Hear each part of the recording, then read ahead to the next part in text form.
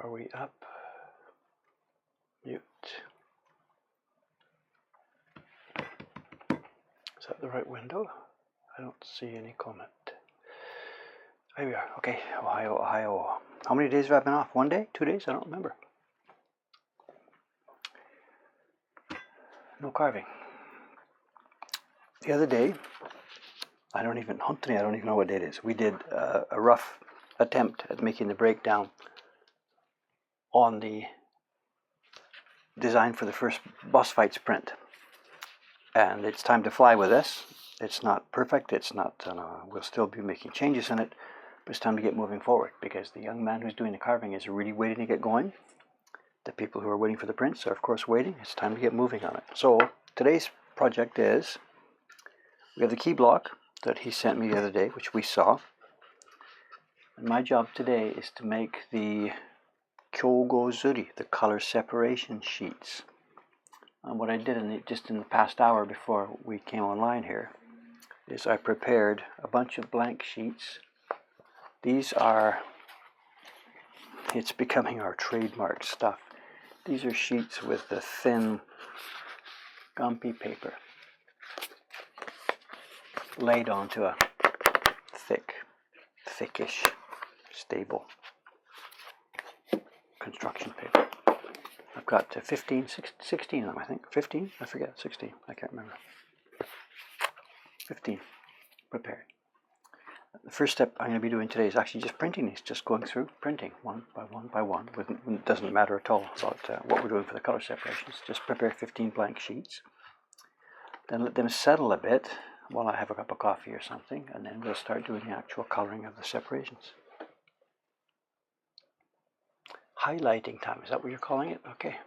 It's a bit dark here. If I put the carving light on, I think it's going to make things too bright. I don't know. Might be okay, I guess. Is that alright? I don't have any easy way to adjust these things yet. Anyway, enough talk. Dave, let's get going. I'm still a bit buzzed, but not buzzed or whatever. No, it's been just insane. This shop, it's far and away the busiest week we've ever had in all the years we've been working here. And it looks like it's not going to stop. And October now coming up is, for us, just scary. There's no other word to describe it. It's scary.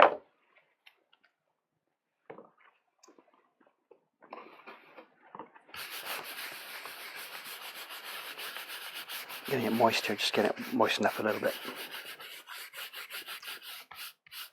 I think I'm okay, I don't need to zoom in anymore, just we need an overview of this first step.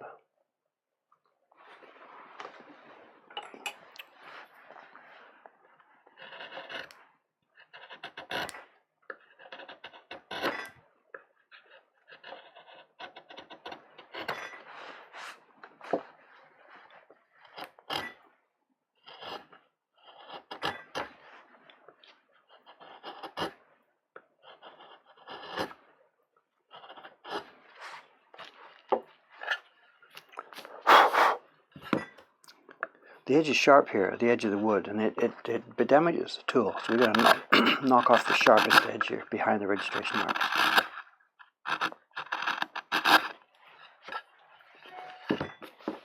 Irrelevant to printing, just we want to avoid that sharp corner.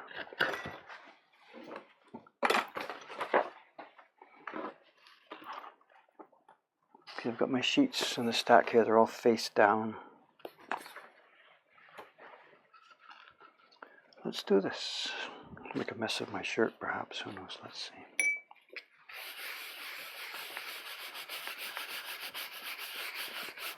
I'm just going to get some junk paper for the first few tests so I don't waste my gumpy.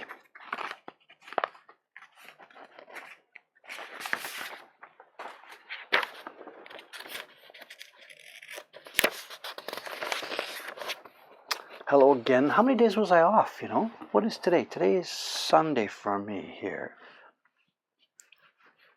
What did I do? I skipped 2 days? 1 day?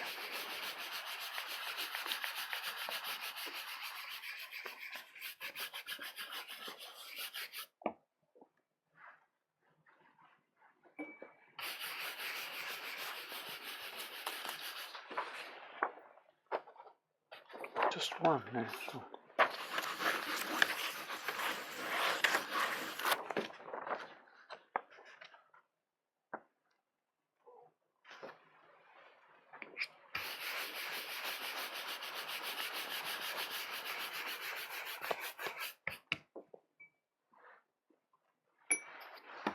For the printing these color sheets, a couple of things. We're not printing the same black color or whatever that we might print when it comes to edition. We just need to see where the lines are.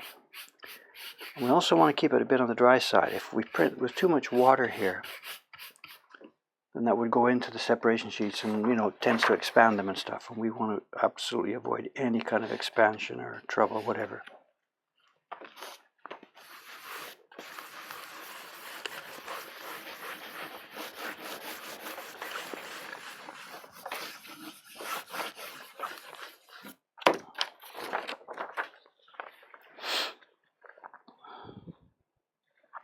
Bit too light, name. I've got to be able to see these lines clearly when it goes down.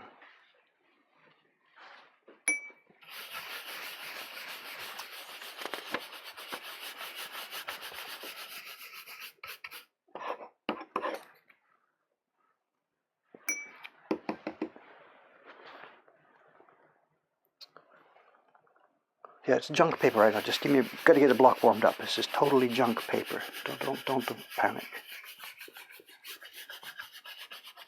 I got a bit of blowback on that years ago. The very first test printing I did for the very first rickshaw cart print back in the first Kickstarter campaign, like 5 years ago.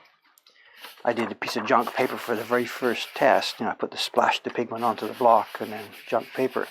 And over the years, many people have commented on that video. How come the paper looks funny? I thought you're using such high quality washi and stuff like that. Yeah, we do, but not for the very first impression of a block. So.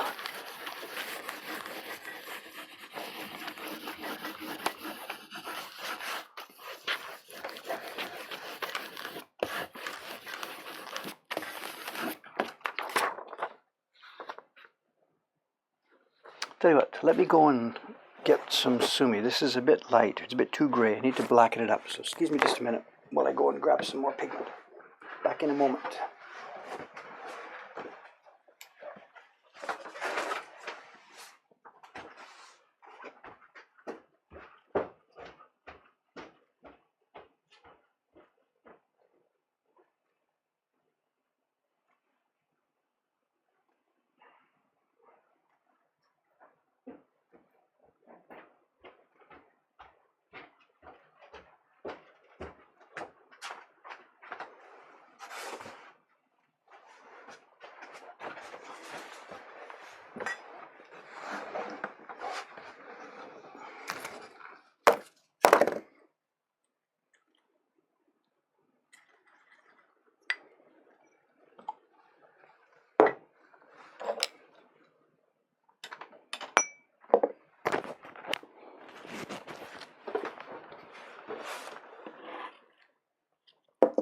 I think it's funny, this isn't my normal printing bench, of course. It's just whatever. Doing printing on a carving bench is not the way to go, but whatever. Okay, darken it up a bit.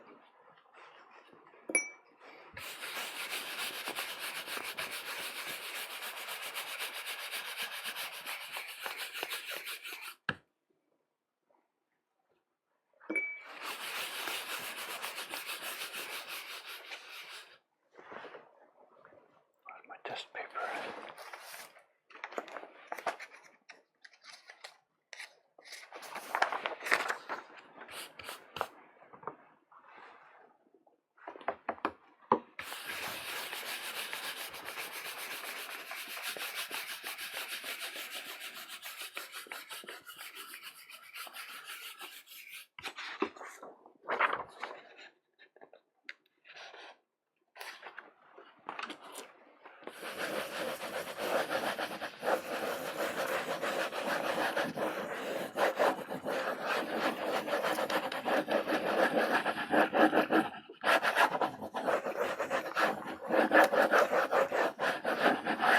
Okay, here we go. First impression, public impression from the first boss fight sprint. We tried to explain the other day, these bits of black here, these will be carved off later on. This is what we call mudabori. It's wasted carving. It's here just for the purpose of making the transfers. It'll be cut off later. Our young guy doing the carving, young Chon-san, he's pretty much chased me all the way up the street. I can't imagine if I'd been doing this myself, if I could have done it any better, He's done a really, really fine job. He's hungry for work. He wants to get as good as he can. It's just looking so good for carving for us now. Okay, I gotta shut up and I gotta get going on this thing. Comments. I'm not seeing him. I'm sorry. I've got to watch what I'm doing here.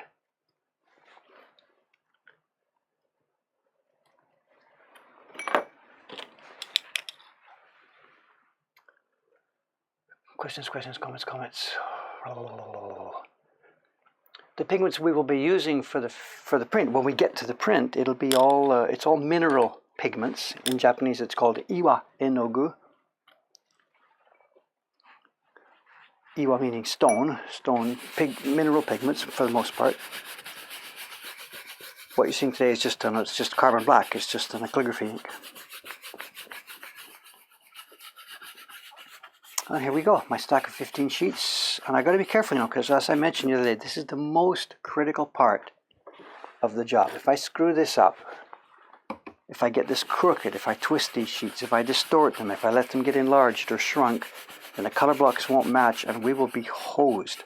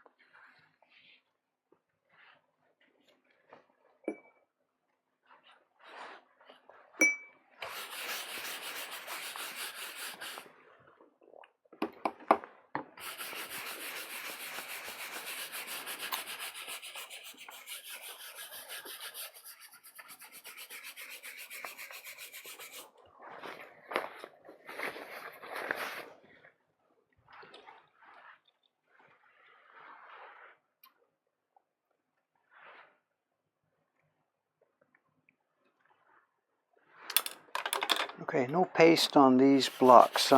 We use paste normally for all of our normal printing. We mix it on the block with the color, and that helps spread the color out into smooth impressions rather than blotchy, watery impressions. I don't put paste on this key block here because it'll fill in some of these fine lines. It'll spread them and it'll make it difficult to understand where the color blocks should be carved. Remember, what I'm making here, this is not prints. These are not finished prints. This is one stage in making prints. So it doesn't matter what it looks like right now. I'm just after information transfer. And the black substance here is just calligraphy ink, just carbon black calligraphy ink. It's watered down. I had it watered down a bit too much at the beginning.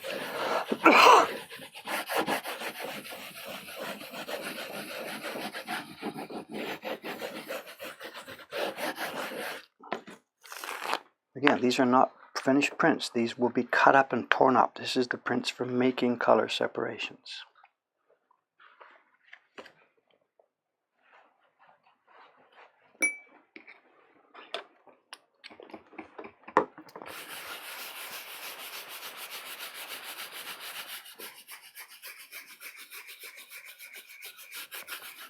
So far I managed to keep my shirt clean.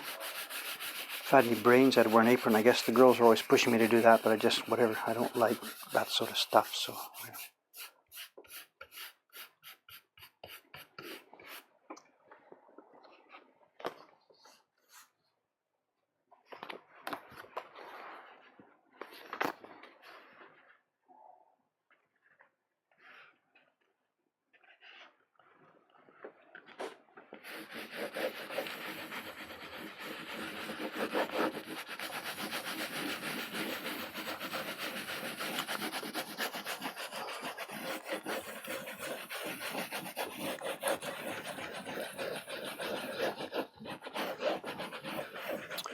Is there room on the screen for the image? Should I pop it up for a bit so you can see what we're doing, the people who didn't see it the other day?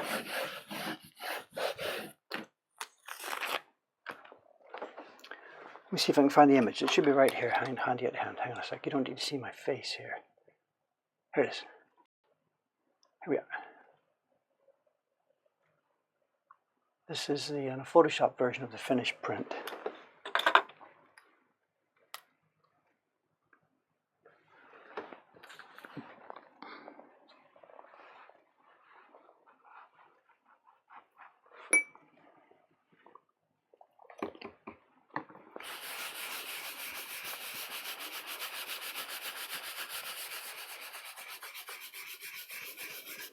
For those of you who were on the stream the other day when I was doing those color separations, you know, we sort of just had a rough hack at it. Jet spread is pretty clear. There's not too many secrets or hidden places or really deep multiple overlays.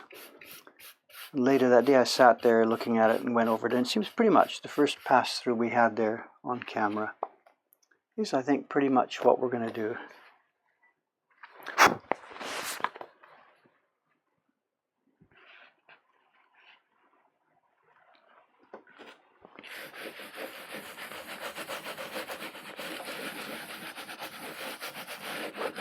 So there'll be 8 pieces of wood altogether,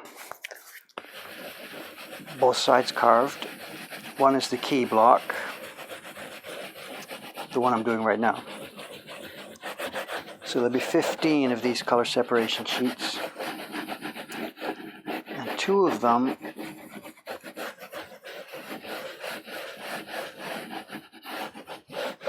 have different color zones on them. The color zones were far enough apart that we could put them on the same sheet.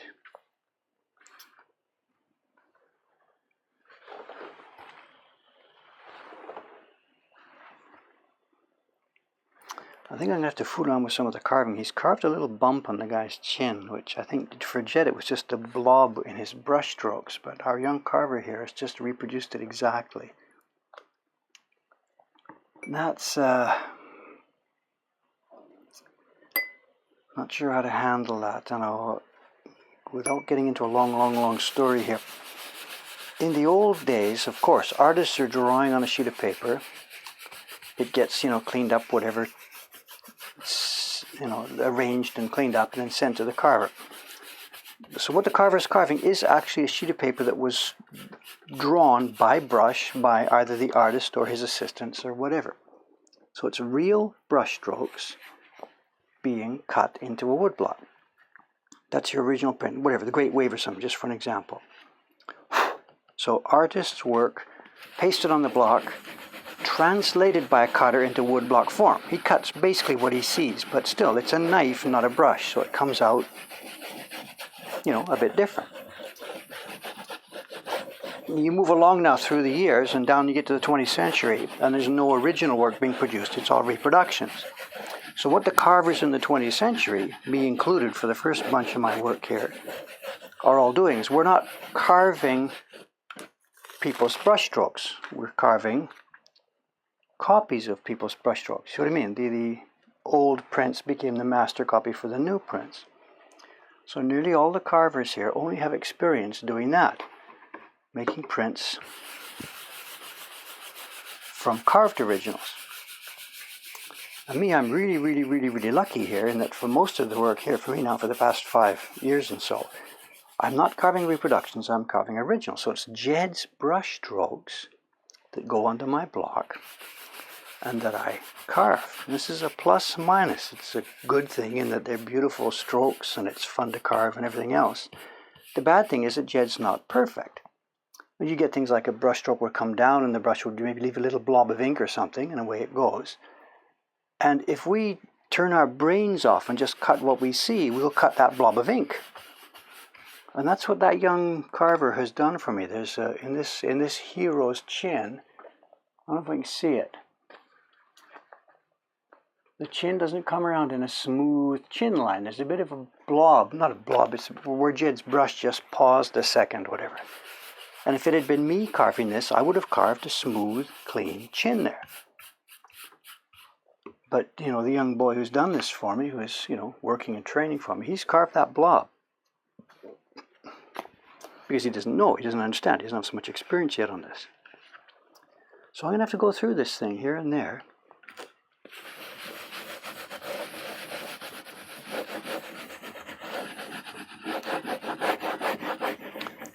When I talk to Jed about this kind of stuff, he always says, no, just carve what you see, don't change my lines. Of course, I get it, He doesn't want his lines to be changed.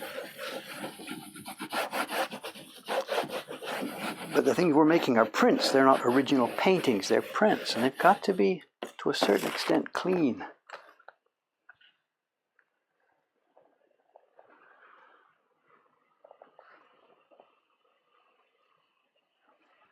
He's also quite shallow here on some of these places. It's starting to show as dots on this thing. Here and there and here and there. We're going to have to go deeper, absolutely, before we start production work on this. That's another, quote, problem, unquote, when dealing with, the outside craftsman. When you deal with a young carver like this, he's never printed. He doesn't know much about what the printers need or their requirements, Me, I learned very luckily doing both jobs, so the printing and carving grew hand in hand. If one caused a problem for the other, I'm yelling at myself, next time carve it deeper or carve it shallower or whatever, But the separate workers don't see those things unless they're working in the same workshop side by side. The printers will yell across the room, look at this, it's too shallow, have a look at this, come on, take a look at it.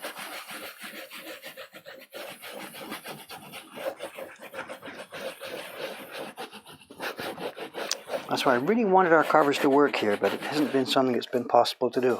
Kawasaki-san wants to live at home with her mother over in Kobe. She won't move to Tokyo just so that she can work in our workroom, it's not going to happen.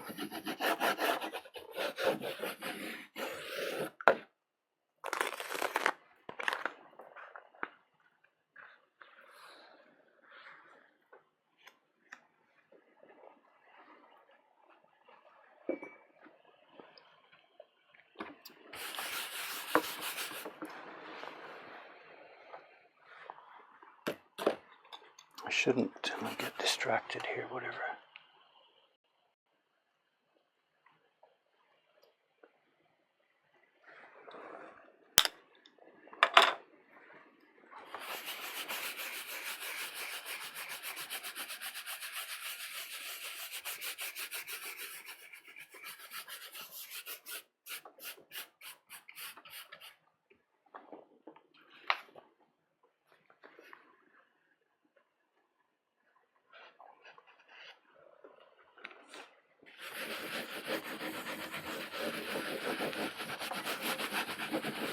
Another funny thing to this stuff, you know, is, you know, if you poke around here and there on the net, you'll see like bits of videos and video clips about Japanese woodblock printmaking, you know, made by different people, different studios, whatever. And they show some little scenes. There's a guy carving, cut, cut, cut, cut. Okay, here's a guy printing, cut, cut, cut, print, print, print, you know, whatever.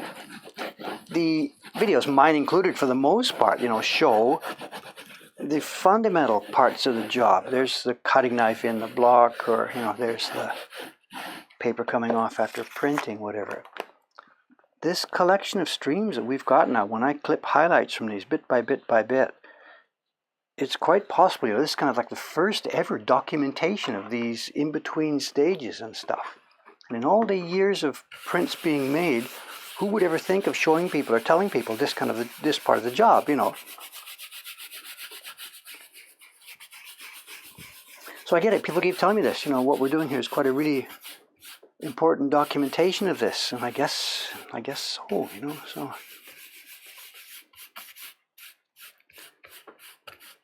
This one's a bit too wet. I put too much water there. Hang on a sec.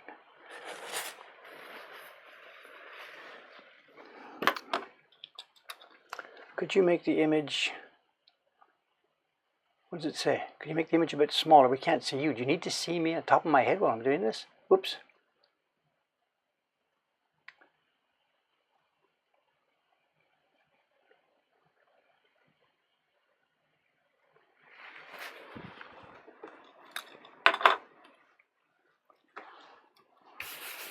Forgot what I was doing. Seems okay.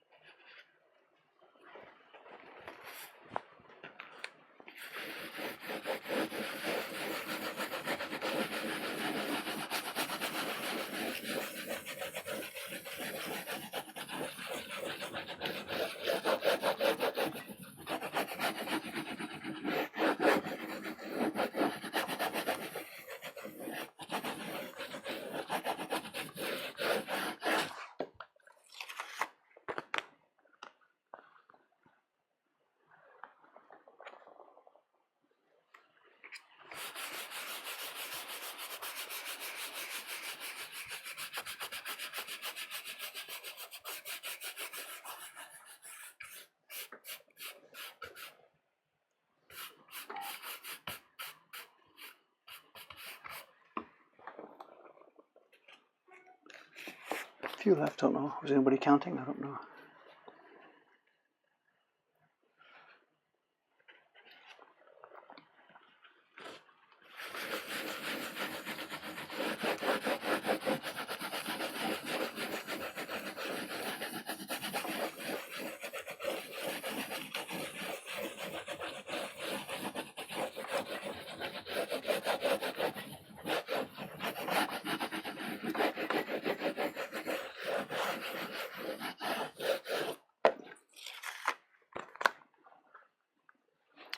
Okay, now what's going to happen next after I do this? I know this is going to be an all-day job for me, getting this done. There's a couple more aspects to it. Some of the colors, as we talked about today, if you look at the orange up there, for example, when I do the drawing of the orange on here, it needs all those zigzaggy lines. So I've got to get that from Photoshop. So I'll be back at the computer printing out bits more from Jed's master copy. Some of them, though, will just require simple painting in, and I'll do a couple of those on camera this morning just so we can see what the process is like. But it's going to be an all-day job for me, so I'm not going to sit here all day with the camera on. So what I'm going to do is when I'm finished printing here, 2 or 3, 4 more of these, I'm going to maybe do one of them, 1 or 2 of them, the simpler ones, so you can see the process.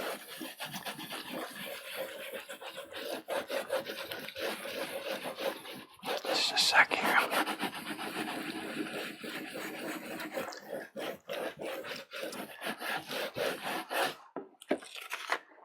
I'll do 1 or 2 of them so we can see the process, and I got to switch the desk here to another job. We've got to send some prints back to our Ome workshop this morning. 2 of the printers finished a batch of prints yesterday, and I've got to check those and clean up the chidi, the I don't know, mulberry bark that's still in some of them. That's got to be done this morning because it's got to be shipped back to Ome ready for packing tomorrow.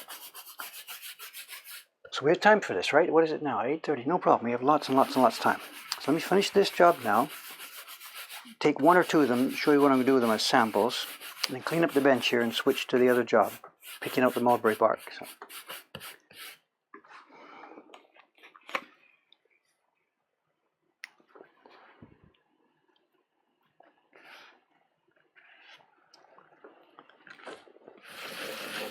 And then the store, who knows what's going to happen in the shop today. It's been insane. Just in a word, insane. It doesn't stop. It doesn't stop growing. It doesn't stop getting noisier.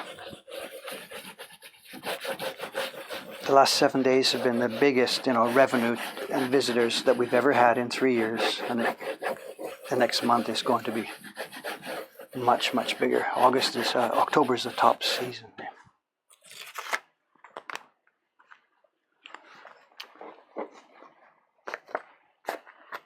Okay, one more.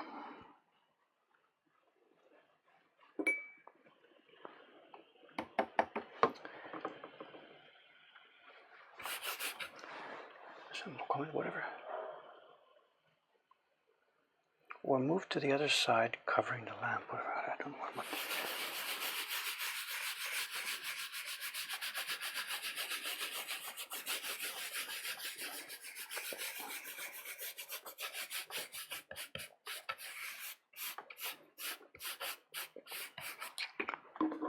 Okay, here's the last one.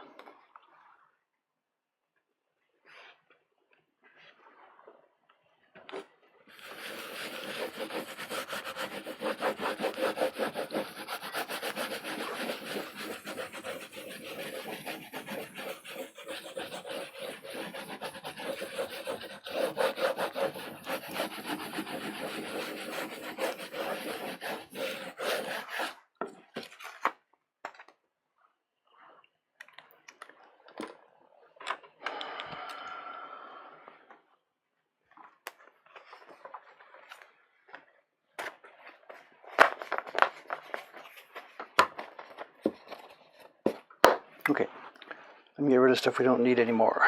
Water.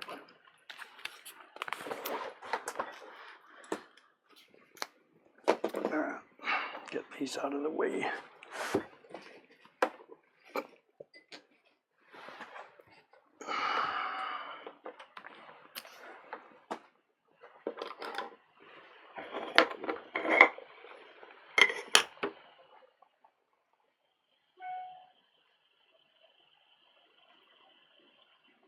The Gampi paper is laminated onto, it's not cardstock, it's just a thicker type of paper, one that's quite stable, doesn't change too much when the weather changes. I don't know what it's called. It's not cardstock. I've got to be able to print it if it was cardstock. It's paper, thicker than copy paper. Okay, the block goes away.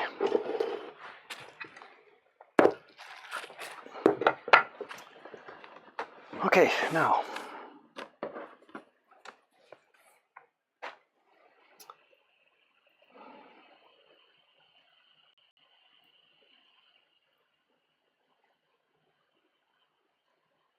Does that make more sense? Somebody suggested that, I guess. I don't know. No idea. Okay, as I said, let's just do a couple of these now. It's going to be a long day's work for me to do these. What we'll do is, let's find one that I can do quite simply.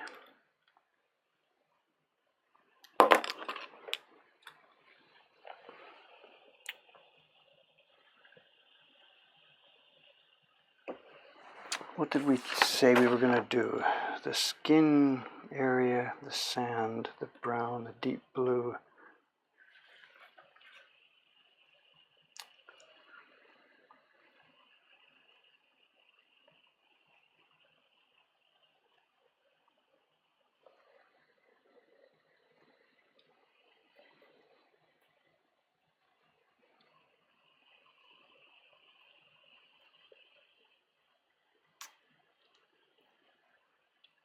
Okay, which one should we start with? Just for a demo here. If I did...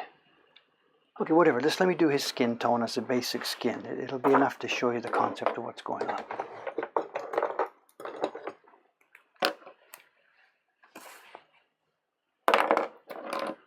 we've got just fluorescent markers. In the old days, it's dipped ink. The guy's got an ink stone and they're using a vermilion ink, painting it on. And we don't do that because we don't want water on these things, because too much swelling and shrinking is really, really not good for this. So we use these fluorescent markers, and they seem not to cause much rippling in the paper. It's not water. I don't know what it is they're based on, but okay. Let's just do part of this so you can see what's going on. As I said, there's 15 of these sheets now. We had a color breakdown for about 15 colors. Looking at Jed's master, I've got to take his information now and transfer it here for the carver. And you can see what we're going to do. This is the hero's arm.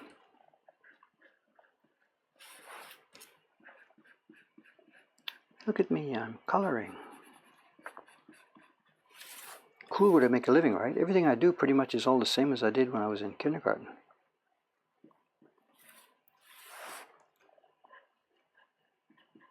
Get to play with coloring, fooling around, banging up bits of wood.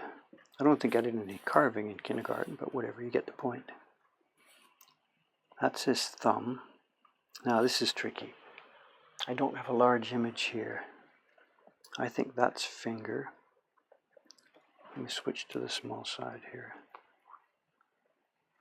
I don't have a small side. Here it is.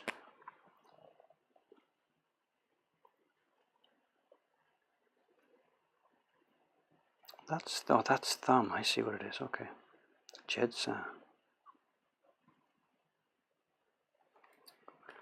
And then, as we mentioned the other day, when you get these little tiny bits in between, that's not hand, that's sword. I don't know if you can see this, how far back you are. But anyway, you get the idea.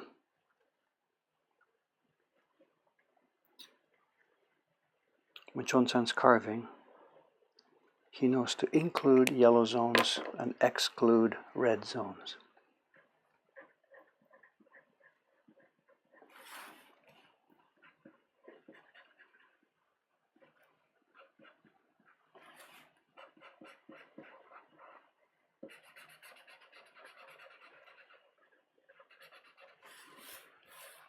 That's almost dead, that one.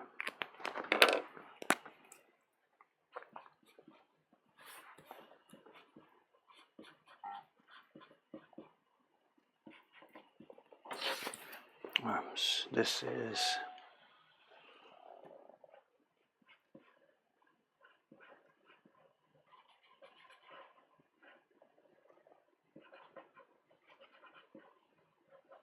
leg. This is leg. That's dead too. Nice preparation, Dave. Have you got another one? These things die even when you're not using them, you know.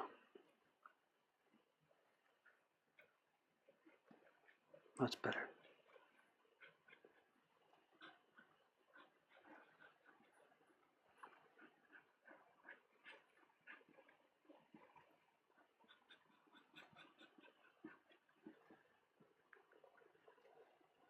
Look at this little piece behind there.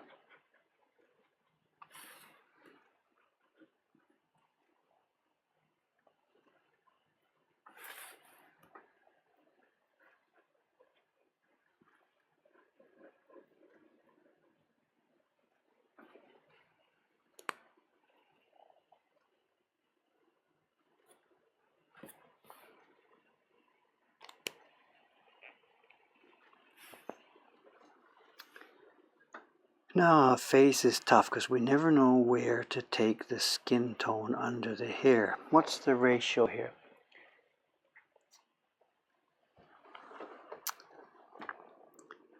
The problem, look at this. We've got this, his hair comes over his cheek. Shall I zoom in?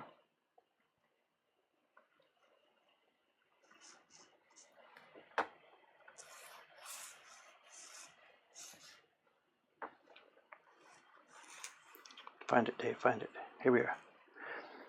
His hair comes over his cheek.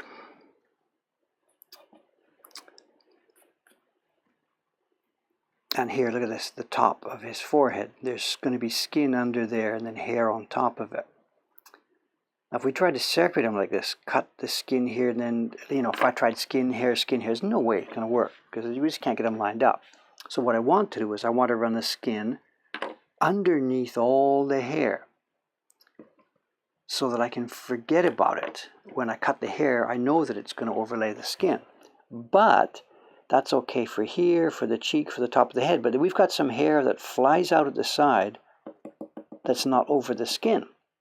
So if I want the colors to be consistent, the hair has skin under it, the skin has to be under this hair. But this is over top of the machine. This is not a trivial problem to solve here. Because the machine is really dark, it'll have to be cut away, because we can't print light hair over a dark machine. But the machine comes right back around the underneath here.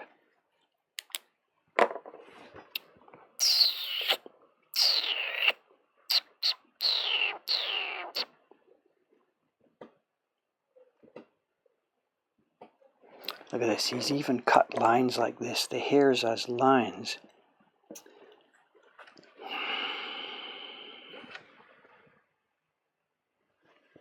Yeah, with Photoshop he just stuck it on top, because you can do that with Photoshop. You can't do that in a woodblock print. You can't put light on top of dark.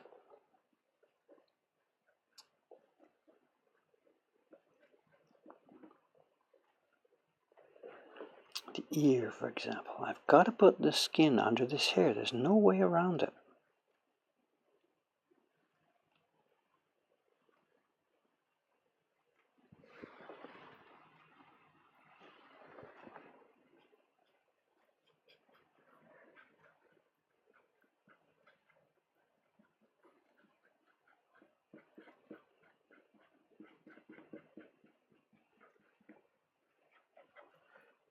It's an ear. Is it? This has an ear, yeah. And then we've got to just... I have no idea what I'm going to do at this corner.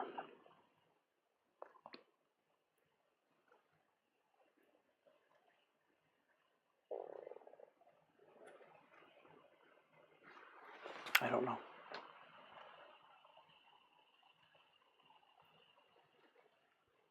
Oops.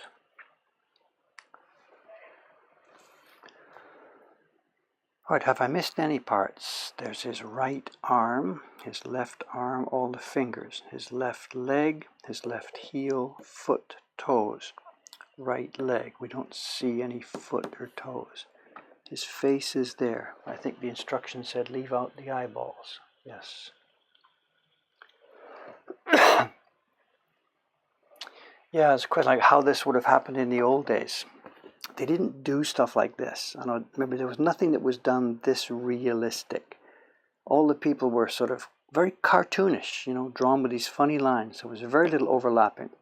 Any hair would never have been done like this realistically. The ukiyo-e hair, just pick any random images. The hair is a block, it's a mass.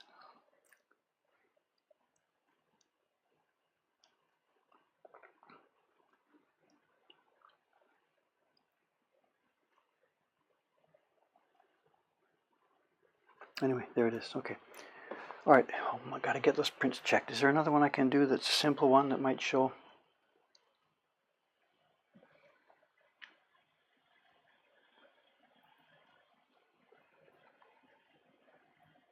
What else can I do as a...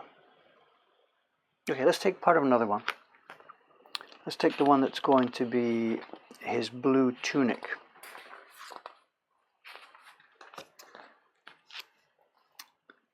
This is the third blue, the blue tunic. It's another, again, just to give you a sample of what we're trying to do here.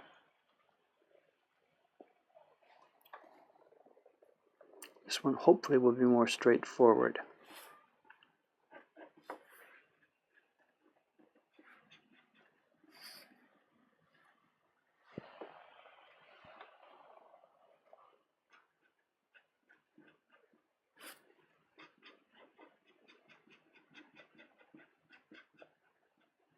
Just whatever I see as blue, reproduce it.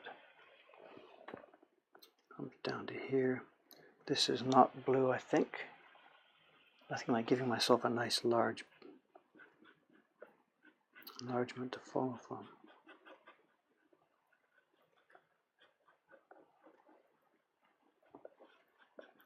So when it's the easy part, just coloring within the lines, it's just like that. It's color by number. And when it's not, it's not.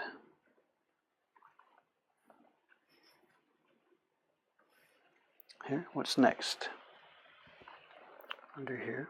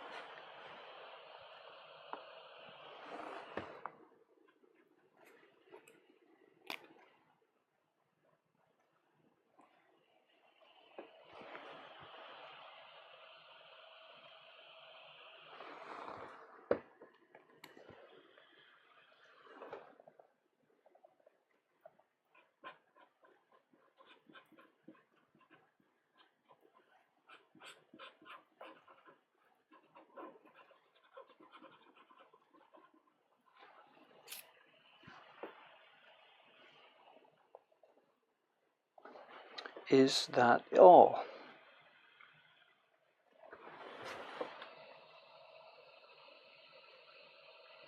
Sorry for leaning into the camera there, but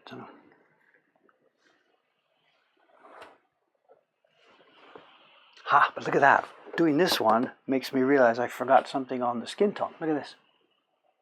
Oops, sorry about that.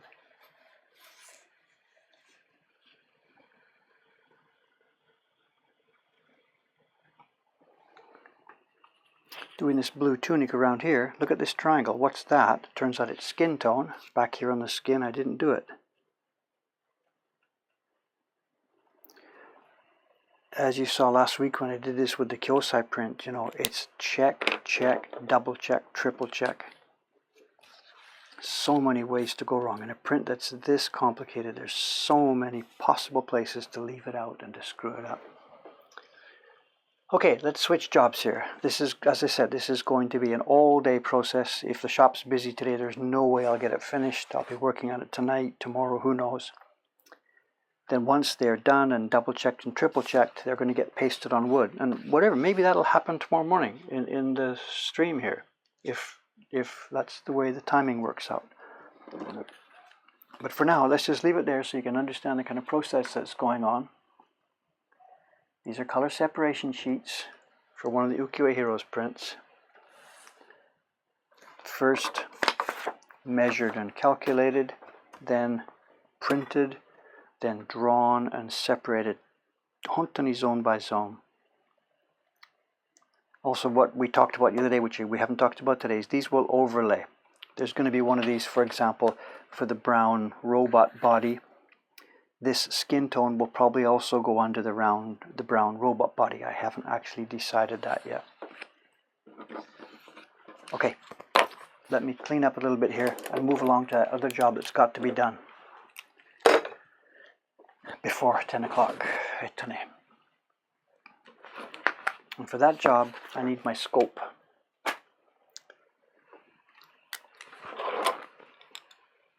Let's get rid of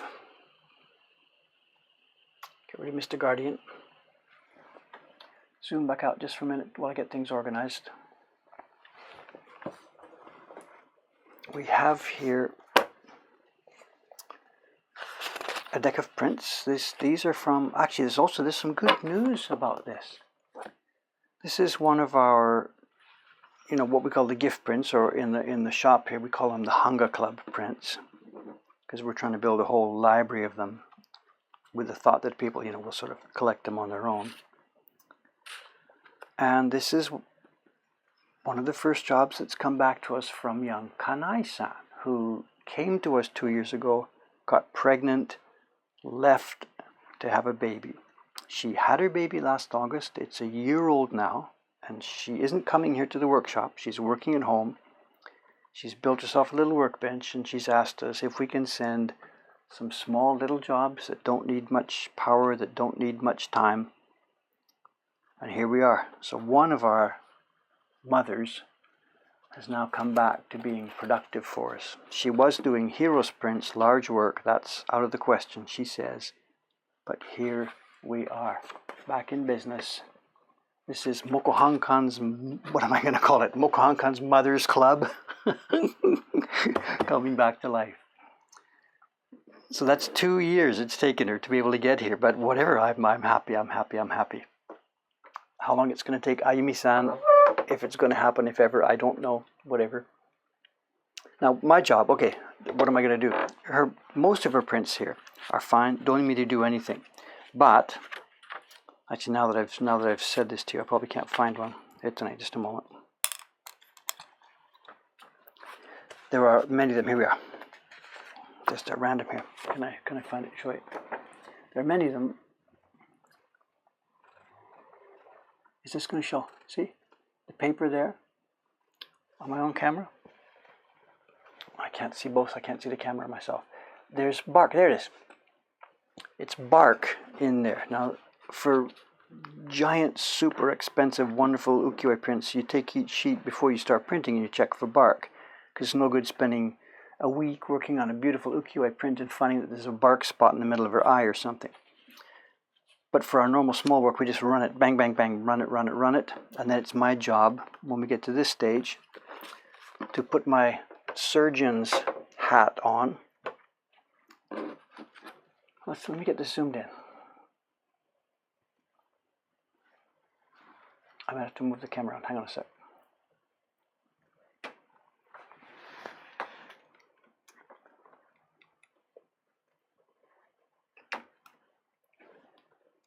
This might be too bright. Is it? Is it showing, or is it too bright? Where are we headed for? Let's head for this zone.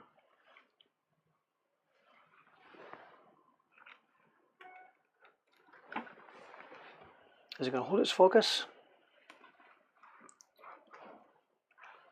Let's try this. Mother's coming back with new recruits. Profit. X years from now. I am in no way going to be anywhere near stupid enough to think that some of these kids might end up doing this job. I mean, give me a break. Now, let me have a look at what we got here. As far as this bark problem goes, there's 2 or 3 different kinds. Okay, this one I can recognize. This is not bark. In fact, I'm sorry, Kanai-san, I'm going to have to take your name in vain. This is a mistake by the young lady. What she's done is this is a black spot of pigment. No problem. If my hand is steady enough, if my knife is sharp enough,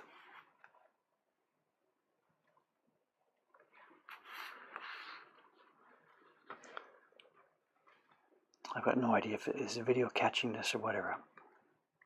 I don't know how close I'm working here now literally at microscopic levels. Here we go. One black dot removed. One sheet of paper now clean.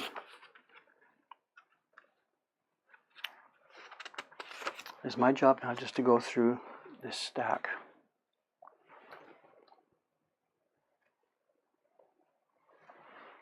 Let me find a nice good bark piece. Some of them are really fun. What there is.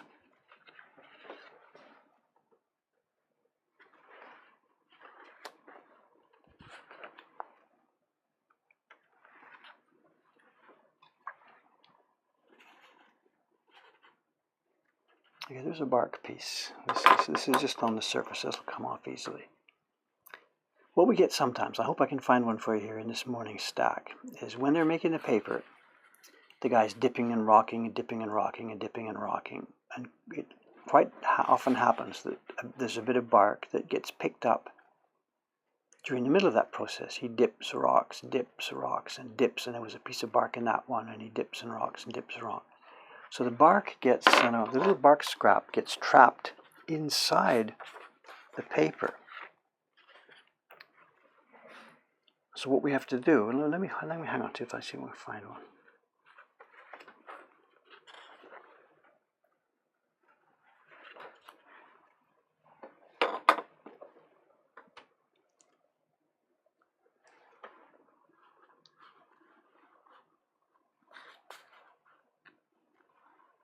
This one's on top as well. It just comes off. The washi is so fluffy and thick, it allows me to lightly get under there and pull off just the infinitesimal part of the surface. And if I put this sheet aside now and then pick it up again 10 seconds later, there's no way I can find the place that I have just done this. If it turns out that the bark chunk is too big or something and I've got to excavate, then yeah, bingo, we've lost one. And when we do lose some, of course.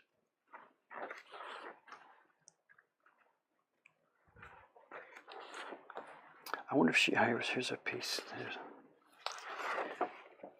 Again, I don't know what we can show. Is it visible there? Just about in the middle of the field of view. There's a little long, thin piece of brown stuff. And on a print like this that's so sparse and so bare, they really spoil it. They really show up.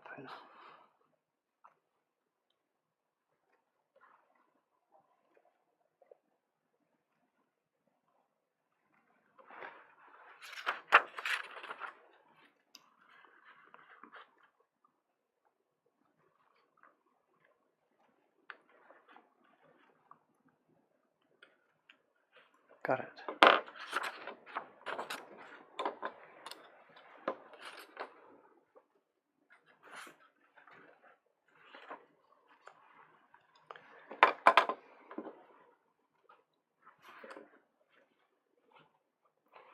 Oh, look at this, a big chunk of bark. Take it out from the back or take it out from the front. Take it out from the front. Okay, let me try this on, see if I can zoom in.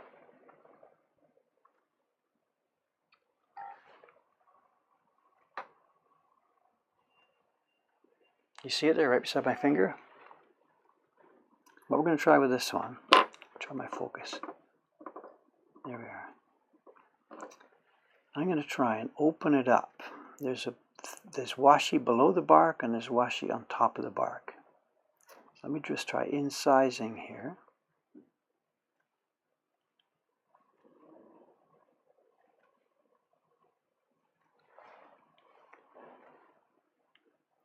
Opening a little flap.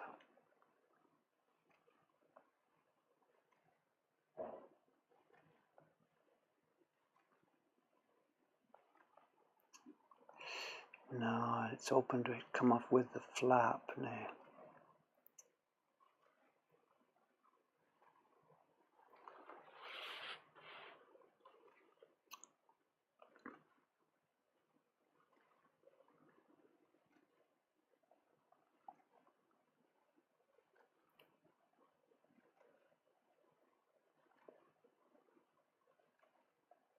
Here she comes.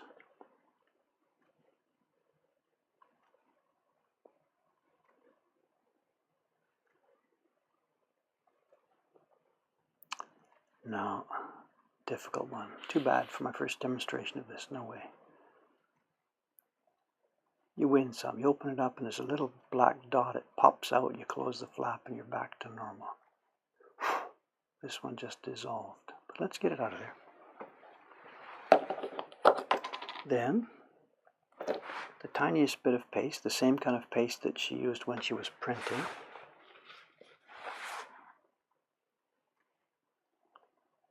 close the flap.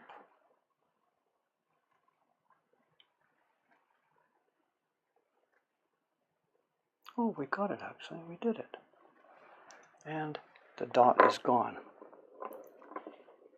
There's nothing left there now but mulberry and a tiny bit of paste, the same paste we used when we were printing. Success. One print saved.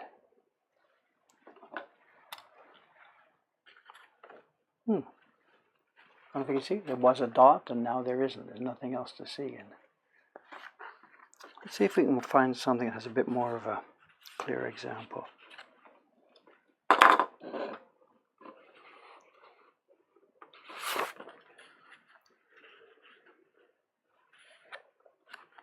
Here's one. I don't know how much it's going to show. This is so difficult on the video.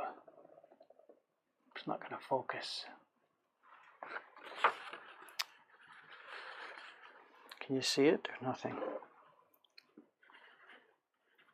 It's right here.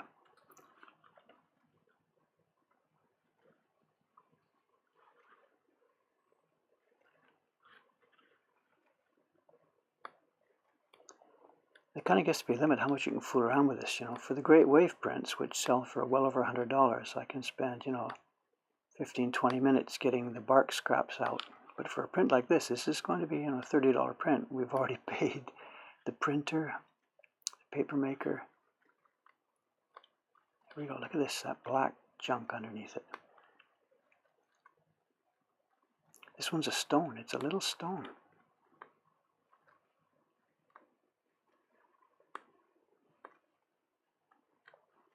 Do you see that little black thing that came out of there? Hey.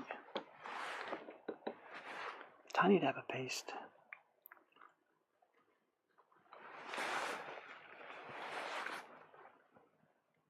Close the flap. And no one on this planet could ever possibly tell that was there, me included. Nice.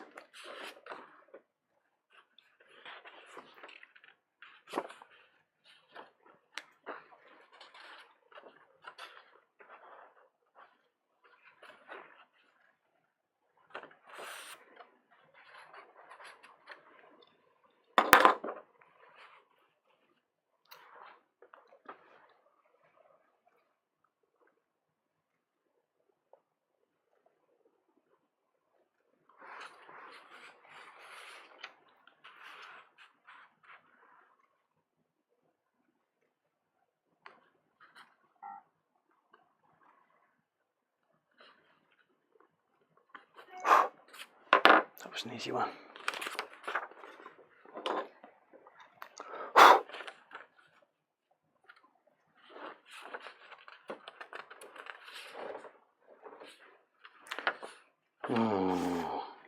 There's a big piece on this. I'm not sure if I can get it off invisibly.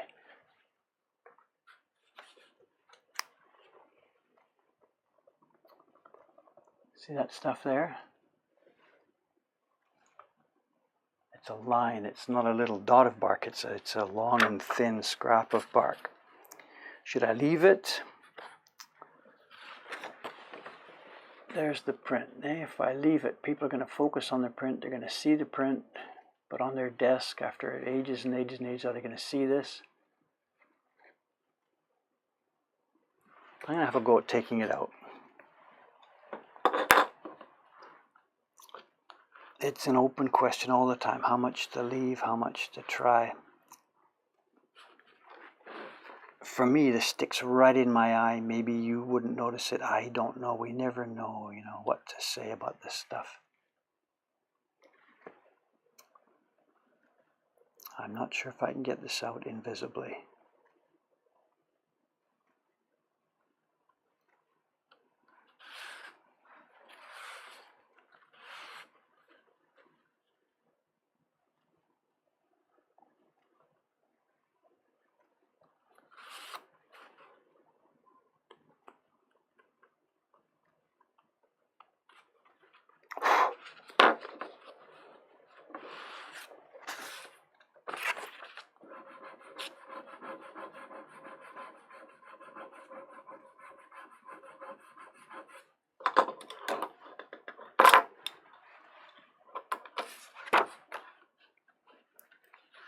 I think we might have got away with it. I'm not quite sure. Let's see.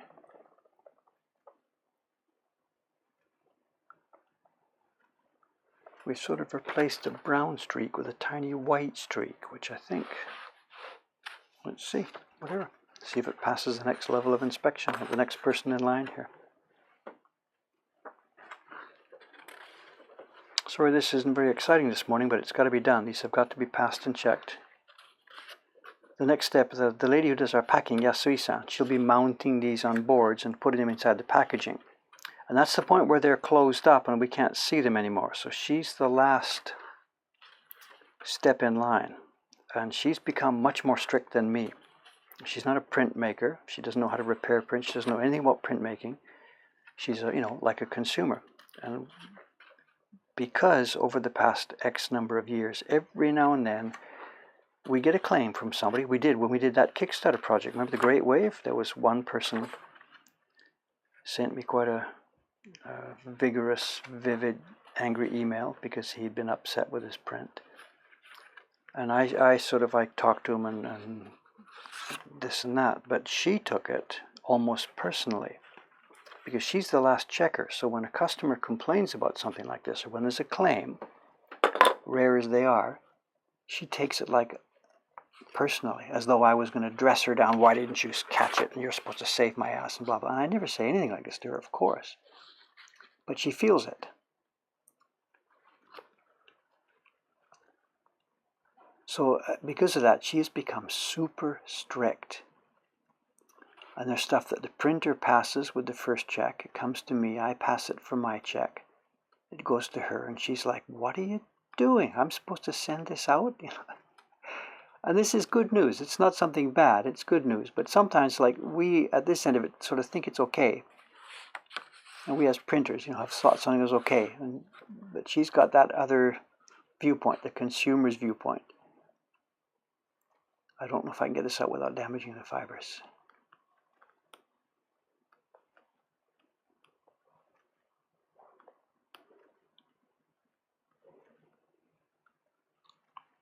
That is really in there. I don't know about this.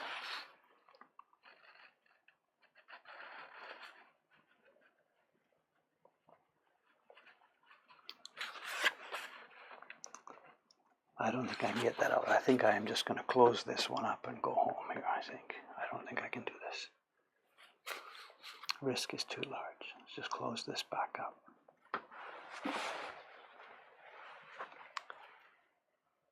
Well, yeah, I'm not trying to sort of toot our horn. We are such a wonderful standard of quality. We're just trying, it's like Toyota makes cars. There's people checking for scratches at the end of the line. This is just sort of a common, normal part of any manufacturing process. So I'm not trying to, set us up as something special here. That's just part of it. The question comes, where do you draw the line? When I say, that's okay, or no, that's no good. That's the part when you sort of set yourself up. And it's impossible for us. You could make the sort of, to put this at one huge side of the pendulum, every single print we send out has flaws, which is true. The question is, which ones were fixed? Oh, look at this. Here we go. Okay. We're either going to lose this one or I'm going to make a heroic save. Let's see. Okay, first of all, you can see it from the front. It's a piece of bark, and you can actually you can see this one from the back. There's a huge piece of bark, and over on the left-hand side, we've got another one on this same print. Let me have a look underneath this light here, just so I can see what these are. Let's zoom in.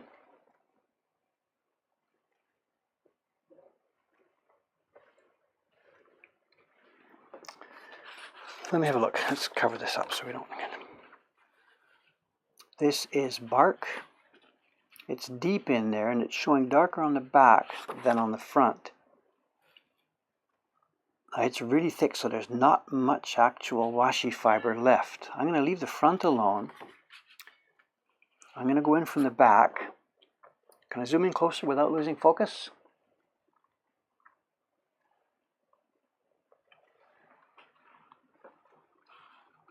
Let's try that technique again. I'm going to make 3 cuts, very lightly, very lightly. We're just trying to cut through the surface level of fibers here.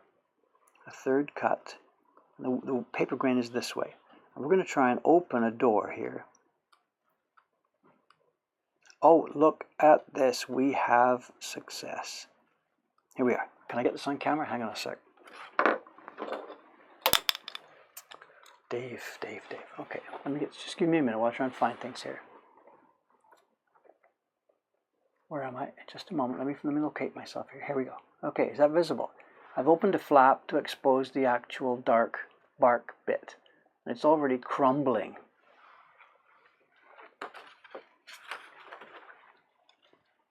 Mr. Famous Brain Surgeon now goes inside here.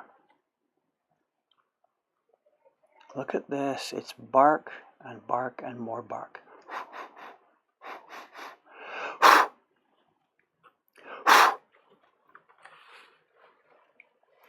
Can you see the flap standing up?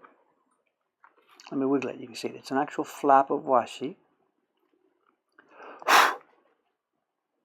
Let me get in there and get all these little bits of bark out. I feel like a cancer surgeon. If you leave one little tiny bit in, the patient's going to get a relapse and die.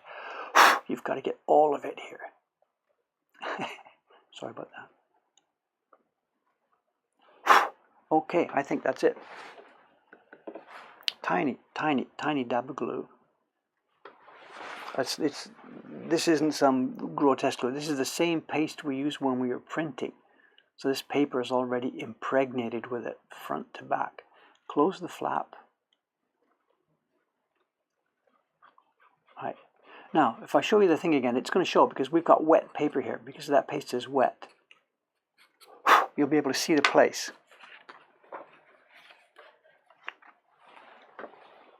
I'm going to zoom back out.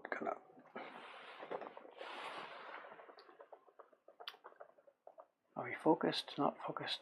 Actually, I can't see the place. It's gone. Let's see if I can do the same thing on the other side. Oh, what is this? This is not bark. I think this is a smudge on finger. I think this is from her finger. So it's just on the very top. So what I need to do is just slide. It's like trying to slice a little bit of your skin off without going down into where it's going to start bleeding.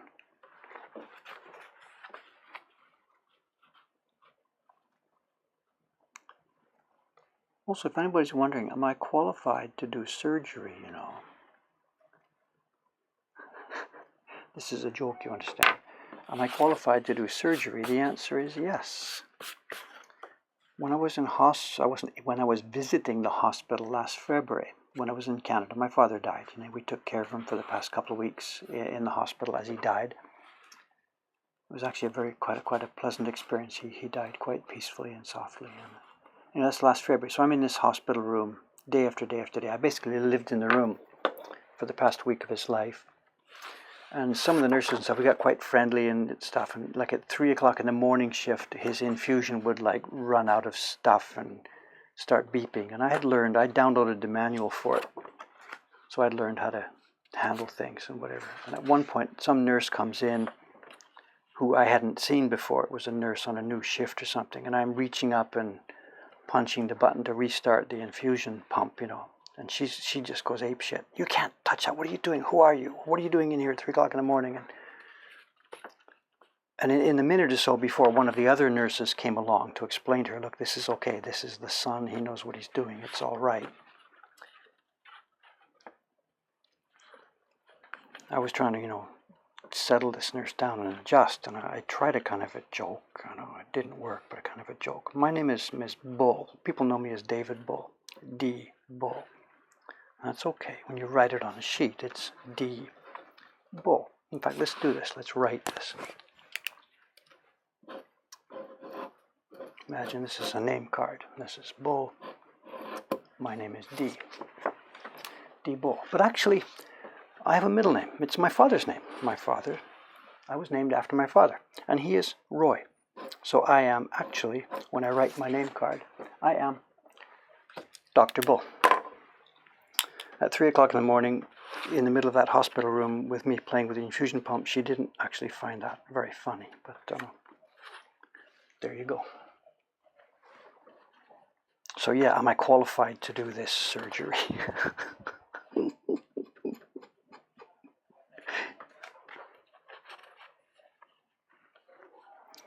I don't see too many bad ones. She may have culled them. I'm not sure.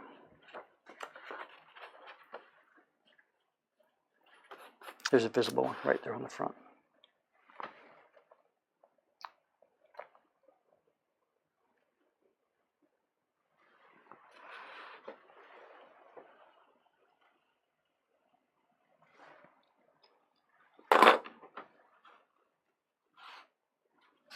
What is this? Oh, it's just on top. It's been, it's picked up along the way here. It'll come off easily. Here we go. Yeah, just lift off. Right.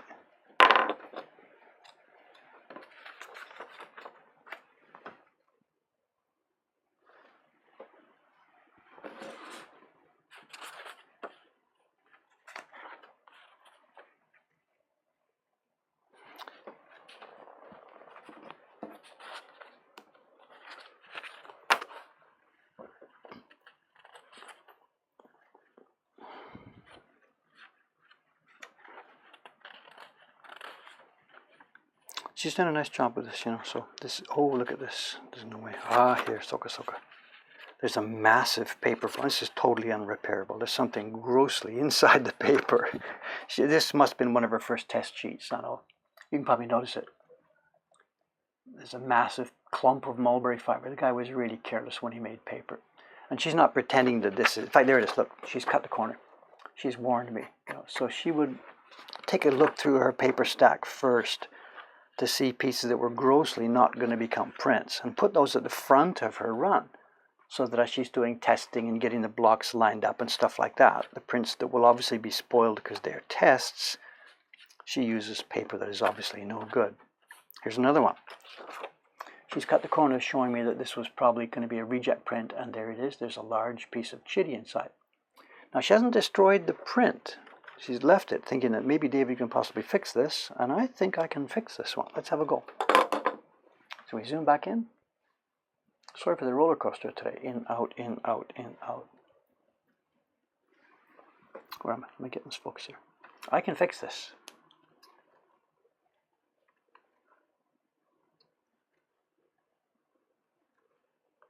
I don't know what we've done. We've told all the girls, all of our printers, that when there's a blot they make or when there's a bit of a problem with this stuff, don't try and fix it yourself, because they dig in there and hack away at it and tear paper, and they make more mess than they fix. And they know I'm here, and they know we've got this scope, this tool that really helps us. So they've been told, just fly things through. Don't feel embarrassed. Just send the defects through, and doctor here can catch them. Maybe, and if we can't, we're no worse off. There we are. Done. So one that she thought was going to be a reject has probably been saved. We'll see.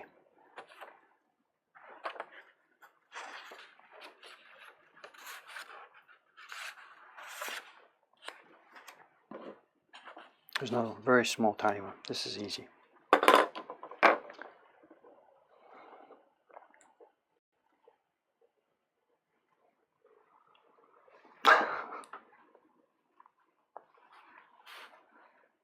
This is easy. In fact, it's just something on top, some dirt that came in part of the printing process. There we go. Off it goes. I don't know how much I've talked to you about the new paper maker, we've got coming online. I know I've chatted with him off and on, bit by bit, and there's parts of it we don't want to talk about yet, but I know. Oh, look at this, a massive one. God, I don't know about this. Let's see.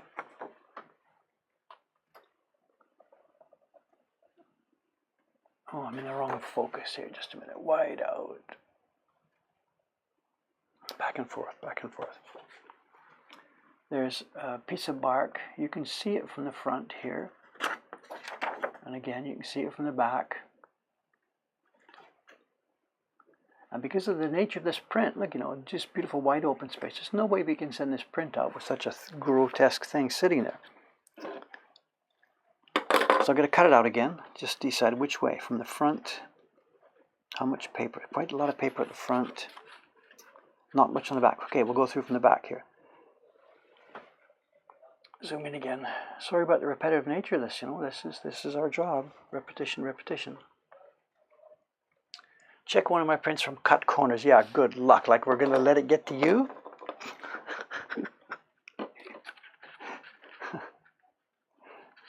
Internet, what was this thing? So the new paper guy, the young guy who we've got coming on his paper. I know.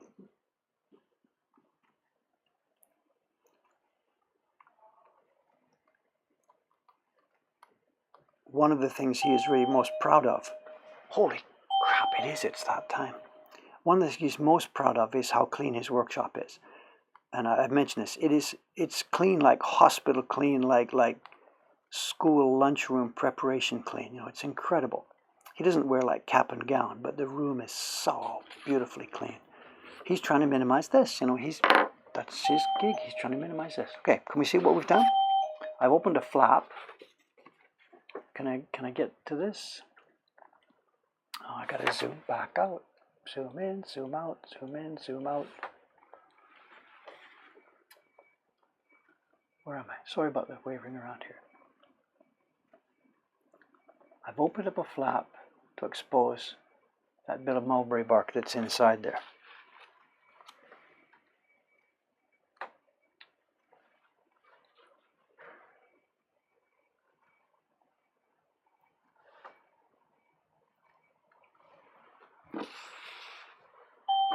You ready to see it? That's what it is. Let me close it again so you can see. We close the flap. There it is.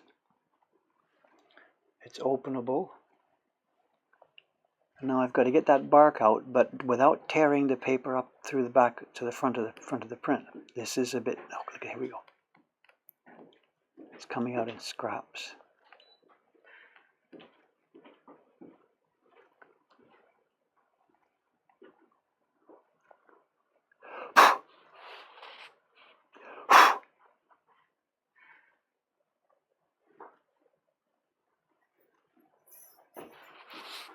I think that's Kanai-san. Good morning, sir. How you doing? Thanks for spending the time for dinner last night. Yeah. Surgery, chiritori desu. Chiritori. Okay, I think that's out. So now you can see the flap is still there in the white base of paper. And again, the same nori, the same paste we used when we were printing. A tiny dab of it. Close it up, tamp it down, smooth it off. And I tell you, there's nobody on this planet who would ever, me included, anybody who would ever be able to find that. Saved.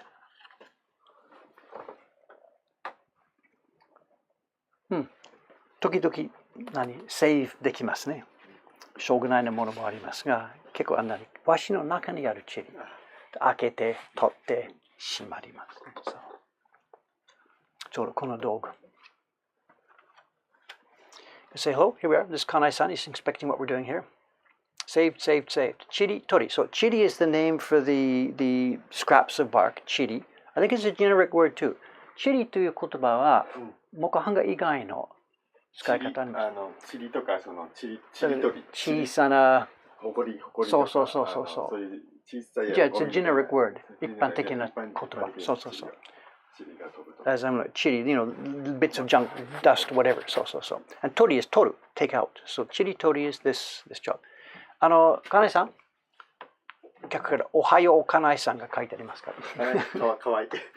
おはない。金井さん、かわいさん。It's my mistake. そう。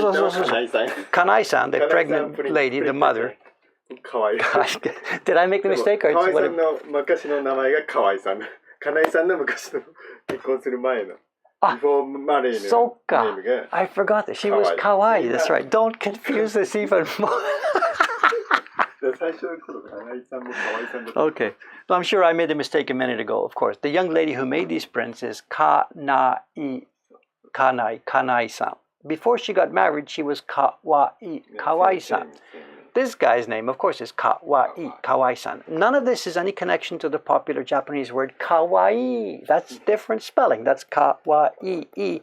And this man is definitely not かわいい。かわいいじゃないですか。そう。俺ね、久保田さんにずっと前会った時も、可愛が可愛がって言って、昔の X ネームの方に来たから、あれどうなんだよ。あ、君もかみたいな。So. And I'm sure partway along when I introduced him, I got it wrong, whatever, so sorry about that. So this is right in this thread here. Kawaii-san. Bingo. So every envelope should come stamped. Inspected by Dr. Bull.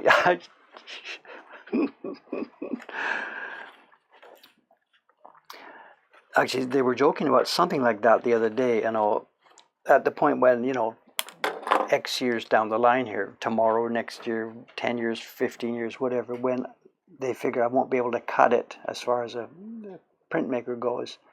This is going to be they figured this will be my last job, sitting in a room somewhere. They've already checked them. The younger people have already checked them. The young people have already proofed them. But just to give me something to do, let me look at each one and put my little stamp on the package, inspected by Mokuhankan founder David Bull, whatever. And that'll be my honorary function at the end of the line here. We'll see. So far, I'm still useful.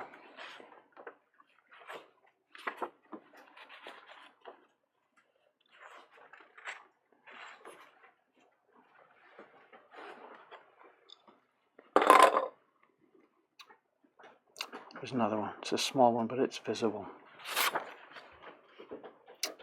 Which way? Front or back? Halfway. Let's try from the front here. I think I can get this.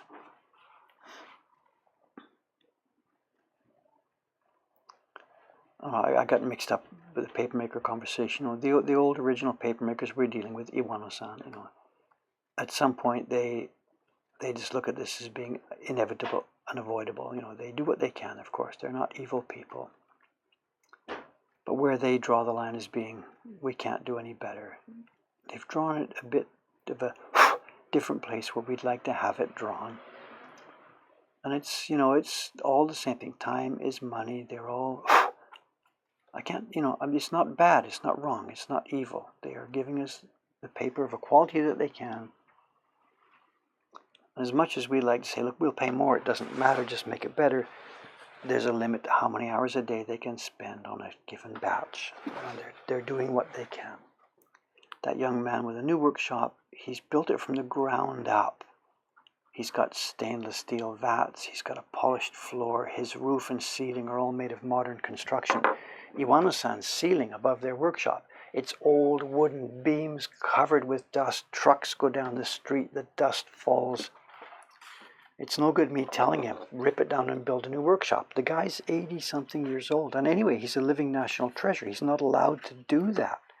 It's part of the contract. He gets the money from the government each month to preserve what he's doing. So he's not really allowed to muck around too much with it.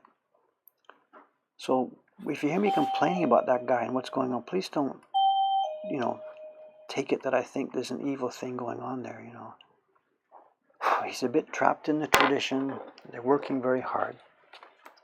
The young man who is going to be our new papermaker starting next year has a different approach and a different idea. Good morning, Nakamura-san. I'm on live, the show, so good. Does anybody remember? She hasn't been here for a few. This is Nakamura-san. Masayo. Good morning. So they don't see you very often, the show. So they see Teiko-san, they see Suga-san. They don't see you very often. It's the Sunday lady. Sunday's pretty much the only day you work here. So, and her English is very, very good. So be careful what you say, because she can read it. So. Here goes. So, Nakamura-san, ohayo toka入ってますよ。おはようございます。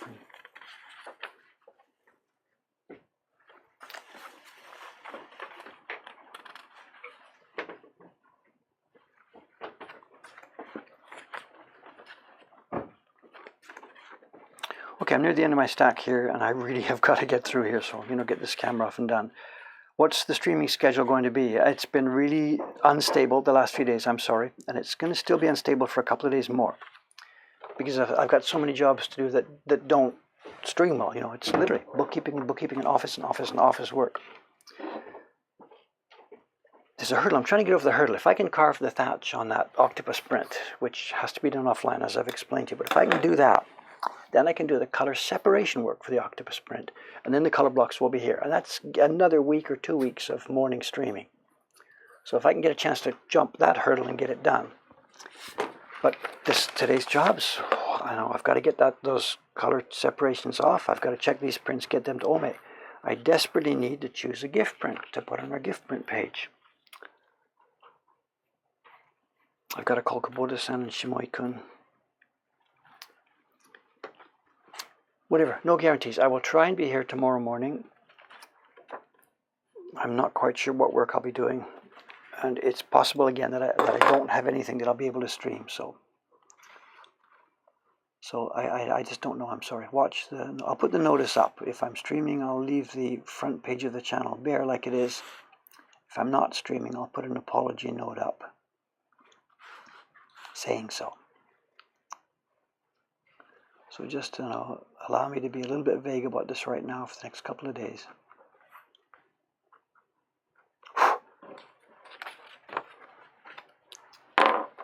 And I will try and do as much as I can. So.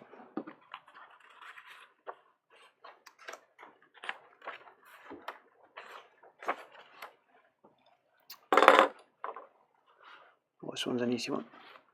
Right near the surface.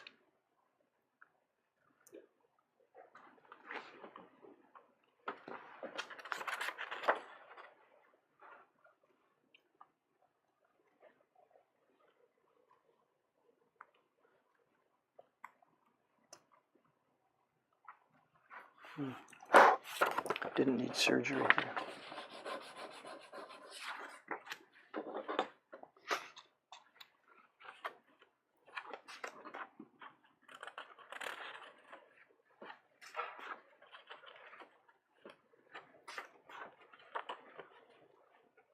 That cut corner thing we were looking at earlier, she's cut the corners on these up in the waist area. So if it turned out that the print did turn out to be a good one, that's going to be trimmed anyway when we do the trimming of the print. But the Kubota-san, the older printer, he's 70, 71 or something. He's doing some of our heroes. He's doing Final Fantasy this week. He's working in an outside workshop, and we're paying him piecework. And he sends the prints back to me. Some are clearly okay, some are good. Some, they were his test prints. They're going to be no good. There's misregistration, obviously, stuff like that. But we pay, of course, only for the good ones. Now, there's an element of trust here. If I've given him, just whatever, random number, if I give him 60 sheets, and we're not doing ours in limited editions, so the actual count doesn't matter, but I've given him a stack of 60 sheets. There's a question like, oh no, that was a Patreon joiner. Thank you very much. That Boeing mark. That's perhaps a bit disrespectful because I think that's a cartoon sound, but no disrespect intended. Somebody has joined the Patreon. Thank you. Dave, don't lose your thread here. I know, Kubota-san, there's an element of trust here. We send him 60 sheets, and he's going to send back, say, for example, 55 will be okay, and 5 will be test prints or something slipped or they're no good or whatever. Now, if he just sent back the 60 sheets and I'm going to pay him, I'll write the check for the 55. Now, he's trusting me that those other 5 prints won't be put into the market. So what I could do is I could tell him, okay, this is good, this is bad, this is good, oh, that's no good, no good. Okay, we'll pay you for this batch. And then I could go ahead and sell them all anyway. He doesn't know what's going on. So there's an element of trust here. But it works both ways around. It's quite possible that a printer could take my 60 sheets, and he's got my blocks there. He could put some of his own paper in the batch there. Please understand, Kubota-san doesn't do this. I'm not assuming, but I'm just saying in general terms, a printer could put a bunch of his own sheets in there,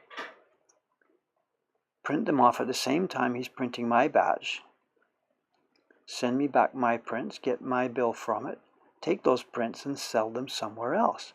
This is, in theory, this could happen. Now, with me and Kubota-san, it's not going to happen because one thing, he can't obviously put Heroes prints on the market somewhere. People would like to see this, And of course, he and I have a trusting relationship. He's a very old, established printer. I'm just explaining the trust that goes back and forth between us. So he trusts me that I'm not going to sell the defective prints because he hasn't been paid for them, and I trust him not to misuse my blocks and use them for other purposes. And I'm, over the years here that I've been in Japan, 30, 35 odd, whatever years, mucking around with this prints. I've been in the Craftsmen's Association now since 1987, I guess. 86? I don't know exactly. 86, 87. And the guys have stories, and there are lots of examples. And one of the printers who helped me quite a lot when I was younger here, the other craftsmen do not talk to him because he was caught. He was one day sitting in a department store with the rented space, surrounded by prints that he'd made, and prints that he had bought, and prints that were going on. And one of the people from one of the publishing companies, actually it was Doi Hungaten when they were still in business. The woman was just shopping. She was just in the department store shopping. She didn't even know this guy's going to be there. She came across his display, and there's all these kind of prints and stuff on it. And I guess his face must have just gone, oh shit, what am I in for today? Because there on his display were a bunch of prints pulled from her blocks that he had clearly made while he was on commission to do a printing job for her. And he'd pulled a bunch of extra copies, and here he was selling them. And I don't know the exact what happened. She pulled out her camera, started documenting it, or she went to call the police straight away, or she called a lawyer. I don't know how, whatever. But she sued the crap out of him. And refused, of course, that he then pretty much became a black sheep among the publishers. Even though he was a good printer, no publisher is now going to hire the guy because clearly he rips them off. He takes the blocks and makes prints. So he spoiled his own, he dirtied his own nest there. Man, was he a good printer though. He's dead now. Drove his motorbike into the back of a parked car one night on the way home. But man, was he a good printer. Crap, what a waste. I think we are pretty much through this. There's one. There's a dot in that red, and there's no way that I'm going to get that out without mucking up the red. The dot in the sky there, it's a clump of red pigment. There's no way. That goes in the out pile.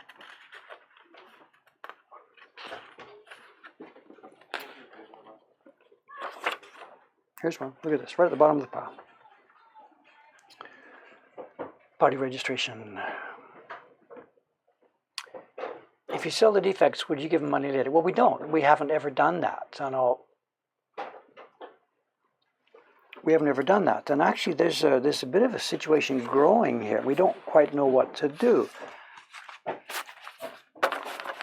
They're in the defective prints, the culls, they're all in...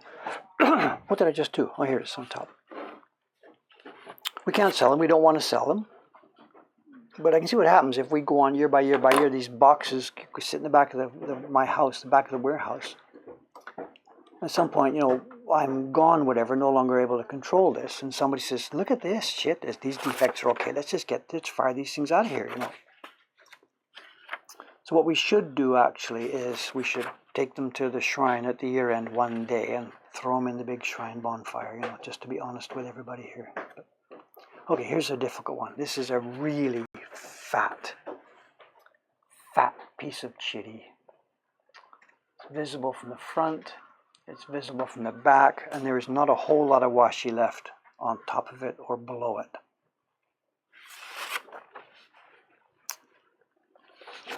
I'm going to try and take this out. I can get it out, but there might be so little paper left that it would just show as a super thin spot in the print. And that's also repairable by grabbing another print that's already been sacrificed, slicing some washi from it, putting it in the middle of here. In other words, a washi transplant.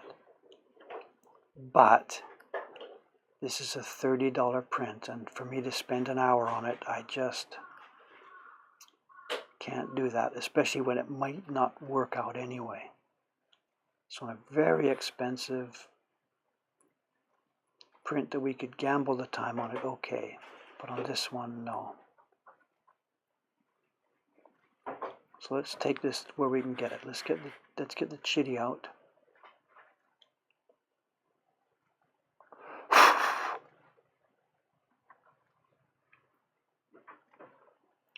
Okay. Dirt is out.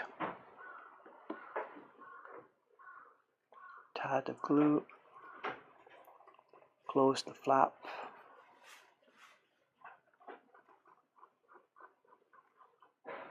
Smooth it off. Let's have a look.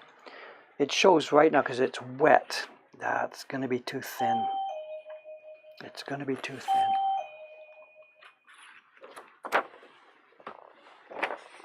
See there, you can see it now because it's wet from the glue. But even once that dries out, you can look at this. You can see my finger, right? See behind it? White, white, white, black, black, black.